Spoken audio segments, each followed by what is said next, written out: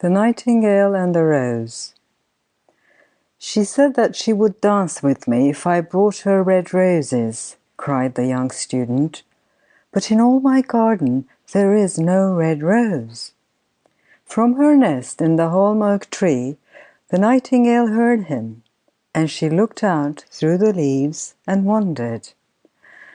"No red rose in all my garden," he cried, and his beautiful eyes filled with tears. "Ah, on what little things does happiness depend! I have read all that the wise men have written, and all the secrets of philosophy are mine. Yet for want of a red rose is my life made wretched." "Here at last is a true lover," said the nightingale. "Night after night have I sung of him, though I knew him not. Night after night have I told his story to the stars, and now I see him. His hair is dark as the hyacinth blossom, and his lips are red as the rose of his desire. But passion has made his face like pale ivory, and sorrow has set her seal upon his brow."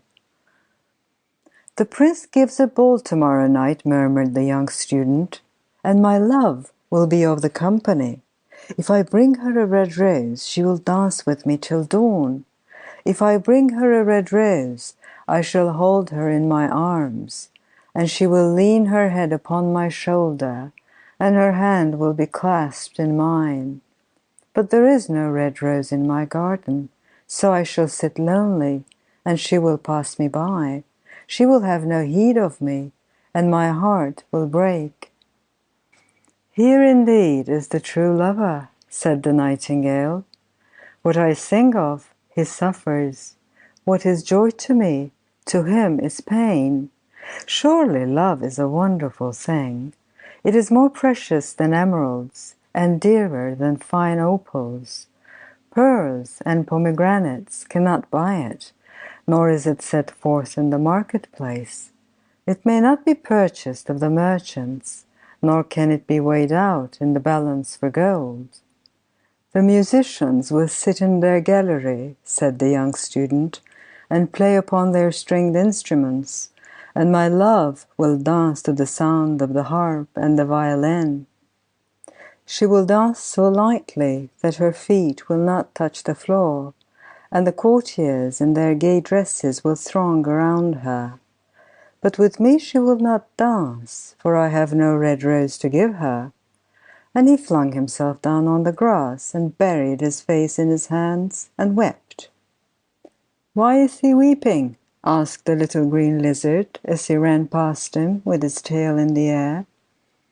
"Why indeed?" said a butterfly, who was fluttering about after a sunbeam. "Why indeed?"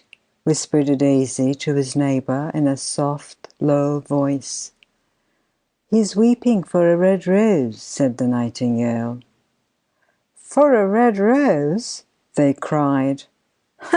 "How very ridiculous!" and the little lizard, who was something of a cynic, laughed outright. But the nightingale understood the secret of the student's sorrow, and she sat silent in the oak tree and thought about the mystery of love. Suddenly she spread her brown wings for flight and soared into the air. She passed through the grove like a shadow, and like a shadow she sailed across the garden. In the center of the grass plot was standing a beautiful rose tree, and when she saw it, she flew over to it and lit upon a spray. "Give me a red rose," she cried, "and I will sing you my sweetest song." But the tree shook its head. "My roses are white," it answered, "as white as the foam of the sea, and whiter than the snow upon the mountain. But go to my brother who grows round the old sundial, and perhaps he will give you what you want."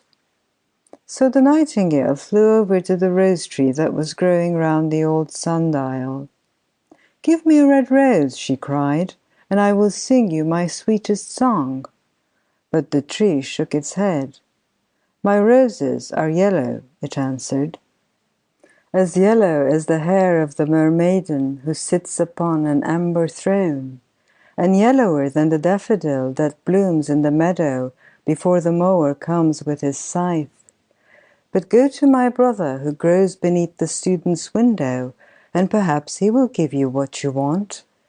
So the nightingale flew over to the rose tree that was growing beneath the student's window. "Give me a red rose," she cried, "and I will sing you my sweetest song." But the tree shook its head. "My roses are red," it answered, "as red as the feet of the dove, and redder than the great fans of coral that wave and wave in the ocean cavern.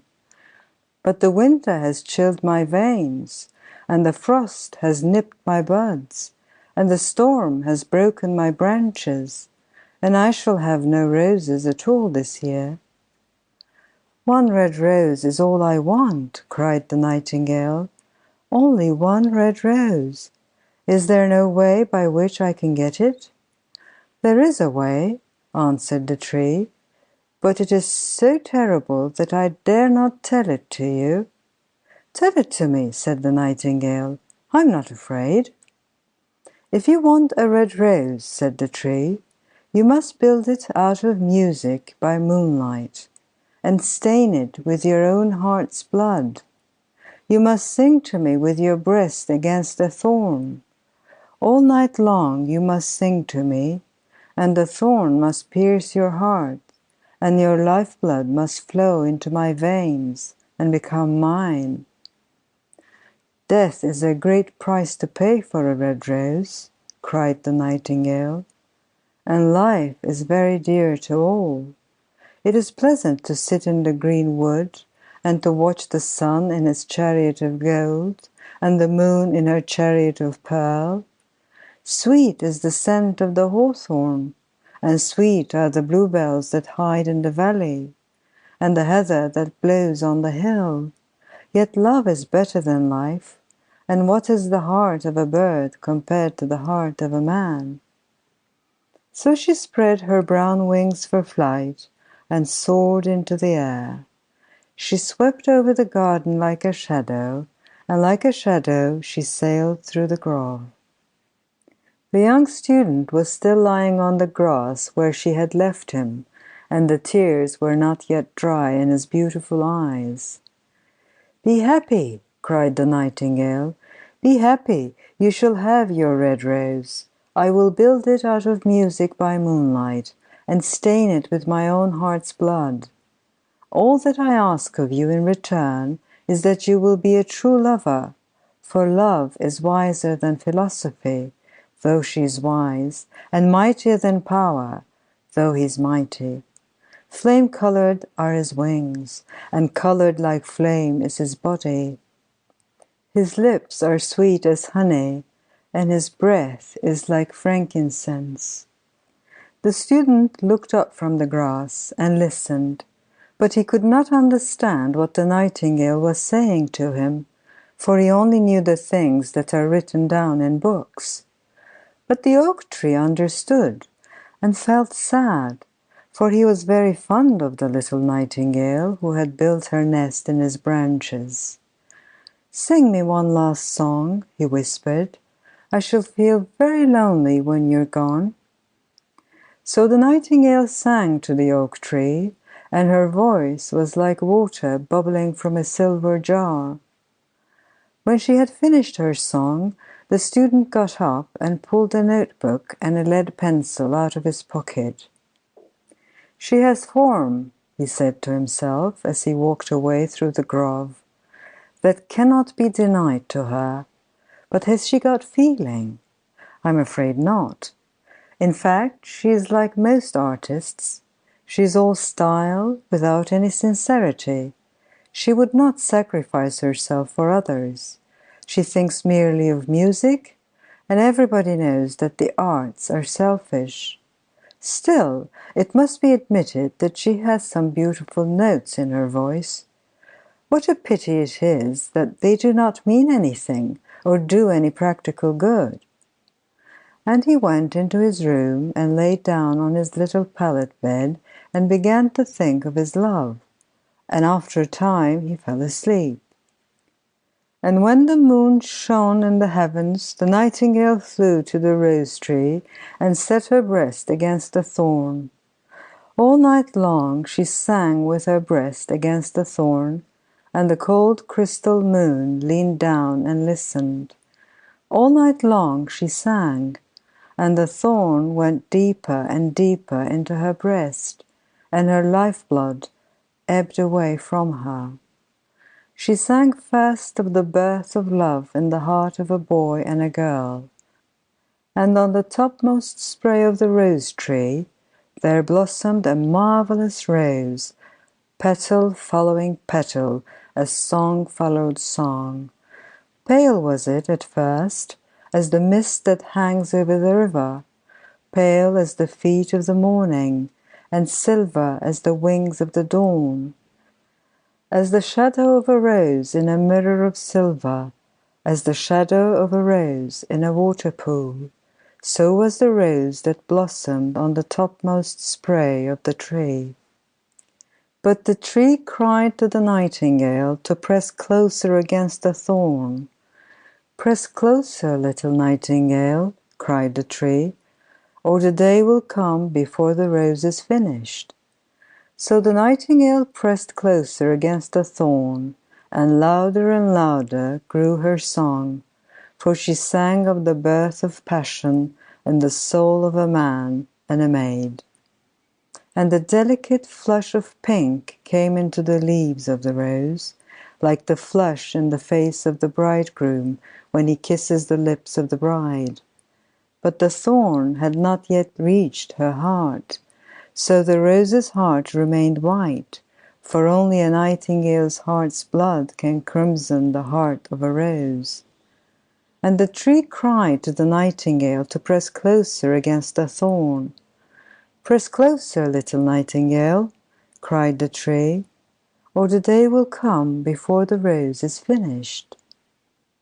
So the nightingale pressed closer against the thorn, and the thorn touched her heart, and a fierce pang of pain shot through her. Bitter, bitter was the pain, and wilder grew her song, for she sang of the love that is perfected by death, of the love that dies not in the tomb. And the marvelous rose became crimson, like the rose of the eastern sky. Crimson was the girdle of petals, and crimson as a ruby was the heart. But the nightingale's voice grew fainter, and her little wings began to beat, and a film came over her eyes. Fainter and fainter grew her song, and she felt something choking her in her throat. Then she gave one last burst of music. The white moon heard it, and she forgot the dawn, and lingered on in the sky. The red rose heard it, and it trembled all over with ecstasy, and opened its petals to the cold morning air. Echo bore it to her purple cavern in the hills, and woke the sleeping shepherds from their dreams. It floated through the reeds of the river, and they carried its message to the sea.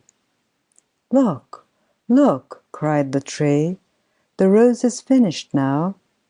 But the nightingale made no answer, for she was lying dead in the long grass, with the thorn in her heart.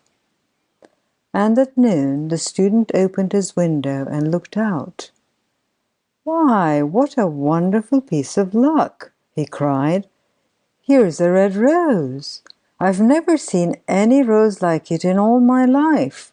It's so beautiful that I'm sure it has a long Latin name."